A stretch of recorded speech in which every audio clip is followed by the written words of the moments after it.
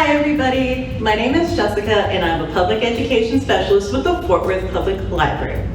I hope you brought your engineering hats today because today we're going to be putting together ArtBots. What is an ArtBot, you might say? Well, an ArtBot is a robot that can create art. For today's activity, we're going to need a couple of household items and some recyclable materials. We will need some tape, a pool noodle, some markers, a cup, an electric vibrating toothbrush, some pipe cleaner, and last but not least, googly eyes. Perfect. So I have all my materials I need to construct my robot laid out before me. The first thing I want to work on is the cup. This cup is going to be the outer casing for my robot. I intend to put all of these different pieces or components of my robot on the inside. The reason that we're decorating this first is because it'll be easier to do it now without a bunch of pieces on the inside, and this will also give me room to test my robot a few times before I completely assemble it. The first thing I'm going to do is roll up some tape and stick my googly eye on that. And I want to be a little silly with my placement.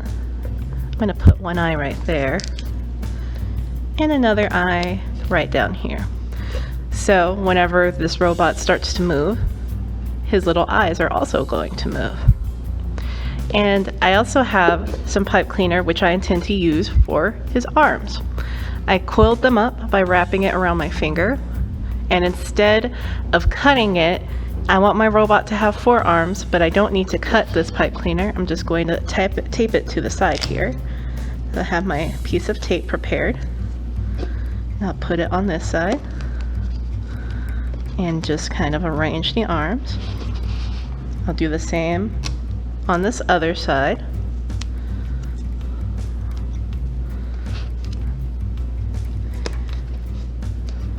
Perfect. So now my robot has its arms ready to go.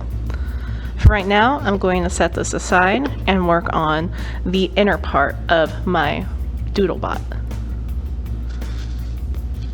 The first thing I want to do is cut off a piece of this pool noodle. And as you can see, I cut off a pretty small piece because this is the first time that we're constructing this and we want to leave ourselves room for error. I also cut it down because I know this whole piece of pool noodle is not going to fit inside this cup. They're about the same size. But I know a small 1-inch thick piece will fit inside the cup, just like so. And it fits pretty snugly too.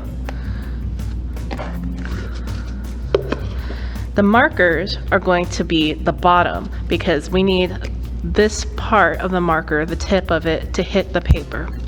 So I'm going to keep all my markers capped for now, have my pool noodle laying flat, and I'm just going to attach the first piece of tape and make sure that the end of my marker is nice and flush with the bottom of this pool noodle. This is an easy way to make sure all markers are going to be hitting the ground at the same time. Otherwise, they might miss the paper and I would have to make adjustments. So you can see I did my first, my second, and now my third marker.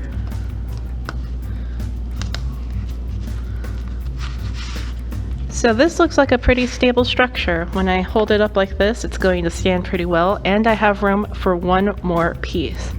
Instead of putting another marker, I'm going to take my toothbrush and actually line it up with the tips of these markers so that it also remains as a foot and can scoot my ArtBot around on the paper.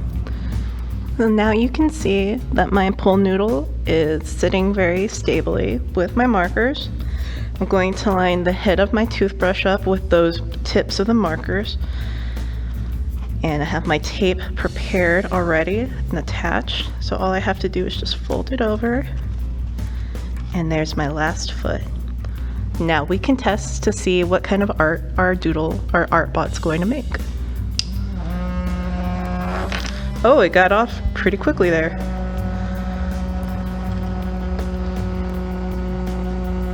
So you can see some of the markers are making different patterns. Some of them are perfectly smooth. And some of them are kind of shaky.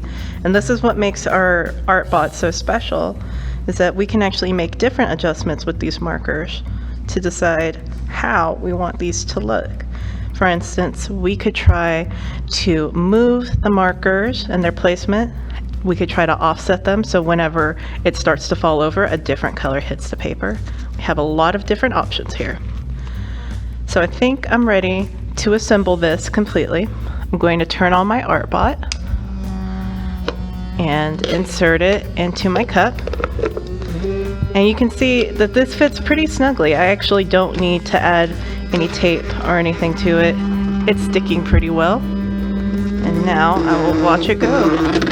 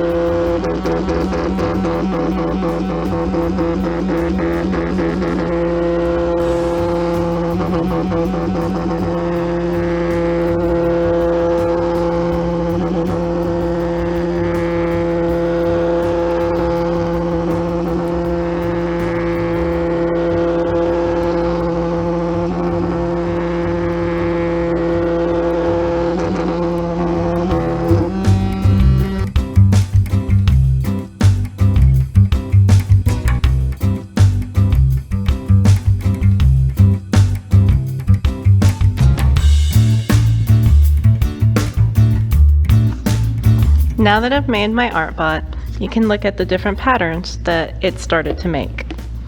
Right here you can see that the marker tips weren't all touching at the same time. So this blue marker, this blue-green marker is only touching the paper at some points. Then I made an adjustment and all of them began to touch the paper.